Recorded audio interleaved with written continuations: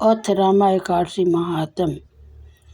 धर्मराज युधिष्ठिर बोले कि हे भगवान, अब आप मुझे कार्तिक मास की कृष्ण पक्ष की एकादशी की कथा सुनाइए। इस एकादशी का नाम क्या है?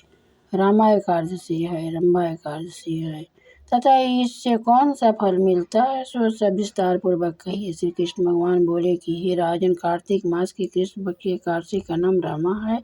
इसके व्रत से समस्त पाप नष्ट हो जाते हैं। इसकी कथा इस प्रकार है। प्राचीन काल में मुचुक कुंड नाम का एक राजा राज्य करता था। उसके इंद्र, वरुण, कुबेर, विभीषण आदि मित्र थे। वह सत्यवादी तथा विष्णु भक्त था। उसका राज्य बिल्कुल निष्कंटक था।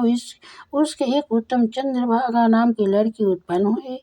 उसने उस लड़की का विवाह राजा चंद्रसेन के पुत्र सावन के साथ किया। एक समय जबकि वह अपनी ससुराल में थी तो एक एकादशी परी चंद्रभागा सोचने लगी कि अब एकादशी समीप ही आई है, परंतु मेरा पति अत्यंत कमजोर है, इसीलिए यह व्रत नहीं कर सकता।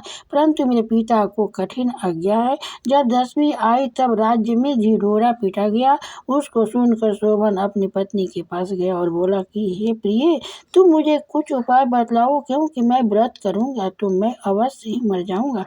इस पर चंद्रभागा बोली, हे प्राणनाथ, मेरे पिताजी के राज्य में एकादशी के दिन कोई भी भोजन नहीं कर सकता।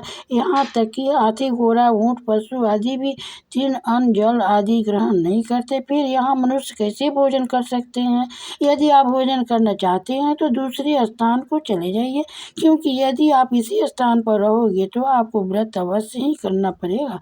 उस पर शोभन बोला कि हे प्रिय, तुम्हारा कहना बिल्कुल सत्य है, मैं व्रत अवश्य ही करूँगा। भाग्य में जो लिखा है वह होएगा।